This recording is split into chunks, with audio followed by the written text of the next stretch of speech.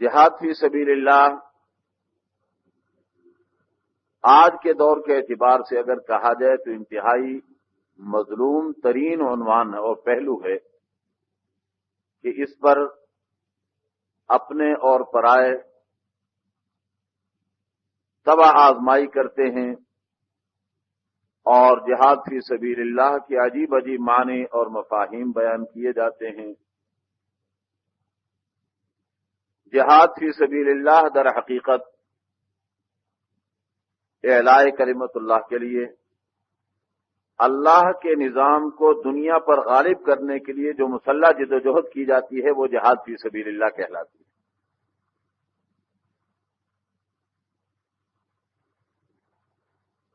اب اس میں بعض لوگوں نے اسلام دشمن عناصر سے متاثر ہو کر اس قسم کی باتیں شروع کر دی کہ صاحب جہاد کے معنی جدوجہد کرنے کے ہیں، کوشش کرنے کے ہیں، اس لیے جو حکومت کر رہا ہے اور زناکاریاں بھی کر رہا ہے وہ بھی کہتا میں بھی جہاد کر رہا ہوں، جو فلم کے اندر طوائفیں کام کرتی ہیں وہ بھی کہتے ہیں کہ ہم جہاد کر رہے ہیں، اور جناب والا جو فحاشی اور یعنی پھیلا رہے ہیں ٹی وی کے ذریعے اور کیبل کے ذریعے وہ بھی کہتے ہیں کہ ہم جہاد کر رہے ہیں۔ وہ یہ ایک تو یہ پہلو ہے جہاد کے ساتھ ظلم کا کہ لوگوں نے اپنے اپنے اعمال کو جہاد قرار دینا شروع کر دیا۔ دوسرے پہلو کو انتہائی سنجیدگی کے ساتھ دیا جا سکتا ہے اور وہ یہ ہے کہ بعض لوگ جو مثبت انداز میں اسلام کو لوگوں تک پہنچانے کا کام کر رہے ہیں ان کا بھی دعویٰ ہے کہ ہم بھی جہاد کر رہے ہیں۔ اس میں کوئی شک و شبہ نہیں کہ اسلام کو لوگوں تک پہنچانا، اس انداز پر اسلامی تعلیمات لوگوں کے سامنے پیش کرنا کہ لوگ اسے قبول کریں، یہ اسلامی فرائض میں سے ایک فریضہ ہے، اسلام کی ذمہ داریوں میں سے ایک ذمہ داری ہے، اور اسی کو تبلیغ اور دعوت کے نام سے معنون کیا جاتا ہے یا موسوم کیا جاتا ہے اسلامی تعلیمات میں۔ اور یہ بہت بڑی عمل ہے، بہت بڑا کام ہے، اس کی اہمیت سے چشم پوشی نہیں کی جا سکتی، لیکن یہ کہ اسے جہاد فی سبیل اللہ قرار دے دیا جائے، اگرچہ کسی اعتبار سے اس کے لیے لفظ استعمال کیا جا سکتا ہو، لیکن میں کہتا ہوں کہ براہ راست جہاد فی سبیل اللہ کا لفظ اس کے لیے استعمال نہیں کیا جا سکتا۔ مدارس بھی قرآن کریم کی خدمت کر رہے ہیں، اسلامی تعلیمات کی حفاظت کر رہے ہیں، لیکن اسے بھی جہاد فی سبیل اللہ کا لفظ اس کے لیے اس طرح استعمال کیا جائے کہ جہاد کی جو تعریف ہے وہ اس پر منطبق کی جائے، ایسا نہیں ہو سکتا۔ اچھا کام کر رہے ہیں، بہت بڑا کام کر رہے ہیں اسلامی تعلیمات کی حفاظت کا، لیکن ان کو جہاد قرار دے دینا، یا کوئی مذہبی سیاسی پارٹیاں سیاست میں منہمک ہیں اور وہ الیکشن کے ذریعے، انتخابات کے ذریعے اپنے آپ کو اقتدار پر لانا چاہتی ہیں اور کہتے ہیں صاحب ہم اسلام نافذ کریں گے، اپنے عمل کو جہاد قرار دینا شروع کر دیں، تو یہ جہاد کے ساتھ زیادتی اور ظلم کہلائے گا۔ میں نے آپ سے عرض کیا ہے کہ جہاد اسی صورت میں معتبر ہے کہ جس صورت میں اس کے اندر مسلح پہلو شامل ہو، ورنہ اگر مسلح پہلو اسلحے کے ساتھ جدوجہد کا پہلو شامل نہیں ہے تو اللہ کے نبی علیہ الصلوۃ والسلام مدینہ منورہ تشریف لانے سے پہلے کیا کر رہے تھے؟ اسلام پھیلا رہے تھے نا، اسلام کی تبلیغ کر رہے تھے، لیکن اس کے لیے قرآن کریم نے جہاد کا لفظ استعمال نہیں کیا، اور نہ ہم کبھی یہ لفظ استعمال کرتے ہیں کہ اللہ کے نبی علیہ الصلوۃ والسلام نے مکہ مکرمہ کے اندر جہاد کیا، کبھی یہ لفظ استعمال نہیں کرتے، بڑے بڑے علماء بھی استعمال نہیں کرتے، حتیٰ کہ جو لوگ اپنی محنتوں کو جہاد قرار دینے کی کوشش کرتے ہیں وہ بھی کبھی یہ نہیں کہتے کہ اللہ کے نبی مکہ مکرمہ میں جہاد کرتے رہے۔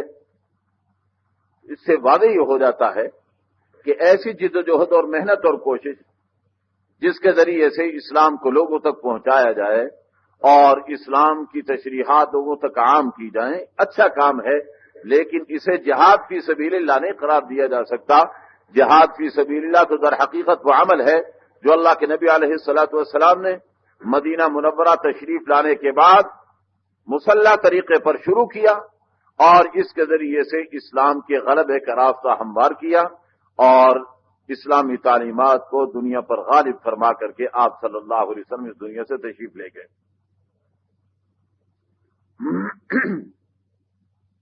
ایک اور پہلو بھی اس جہاد کا ہے، وہ یہ ہے کہ استعماری قوتوں نے جب عالم اسلام پر غلبہ حاصل کیا، جیسے بعض علاقوں پر انگریزوں کا قبضہ ہوا، بعض علاقوں پر اطالوی استعمار کا قبضہ ہوا، بعض علاقوں پر فرانسیسی استعمار کا قبضہ ہوا، عالم اسلام تقریباً پورا حصے بکھرے ہو کر ان مختلف دھڑوں کے اندر تقسیم ہوا، اور ان لوگوں نے اپنے اپنے اعتبار سے ان علاقوں پر حکمرانیاں کی ہیں۔ جو ظلم و ستم کی داستانیں وہ تو الگ ہیں، لیکن انہوں نے اپنی ایک یہ ضرورت سمجھی کہ مسلمانوں سے جہاد کا تصور محو کیا جائے اور مسلمانوں سے جہاد کا تصور ختم کر دیا جائے تاکہ ہماری حکمرانی برقرار رہے۔ چنانچہ اس مقصد کے لیے انہوں نے کچھ اپنے ایجنٹ ایسے پیدا کیے کہ جنہوں نے جہاد کے خلاف مختلف انداز اختیار کیے تاکہ لوگوں کو جہاد سے دور کیا جائے، برگشتہ کیا جائے، متنفر کیا جائے۔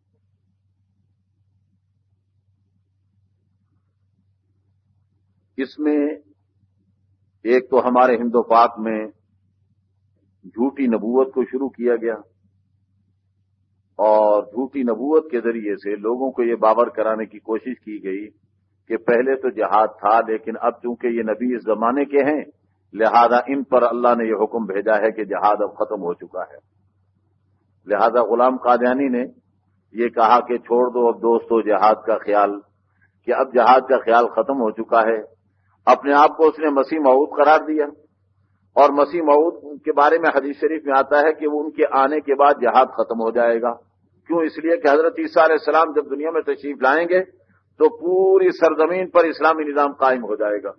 جب پوری سرزمین پر اسلامی نظام قائم ہو جائے گا تو اب وہ جہاد کا تصور ہی نہیں رہے گا کہ اب کہیں مسلح جدوجہد کر کے اسلام کو غالب کرنا ہے، لہذا وہاں کر کے جہاد بھی ختم ہو جائے گا، اور پھر اس کے بعد اس دنیا کی زندگی بھی ختم ہونے کے قریب پہنچ جائے گی اور قیامت قائم ہو جائے گی۔ تو مرزا قادیانی نے اس سے فائدہ اٹھانے کی کوشش کی کہ اپنے آپ کو مسیح موعود باور کرایا،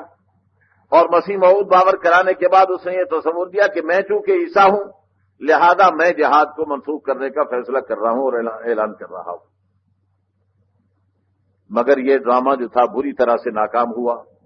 اور علماء کرام کی جد و جہد اور ان کی محنت کے نتیجے میں مسلمانوں کے اندر اسے پذیرائی حاصل نہیں ہو سکی۔ اگرچہ بعض لوگوں نے اسے قبول کیا، لیکن عمومی طور پر مسلمانوں نے اسے مسترد کر دیا، اور یہ نظریہ قبول نہیں کیا گیا کہ صاحب جہاد بالکل منسوخ ہو چکا ہے۔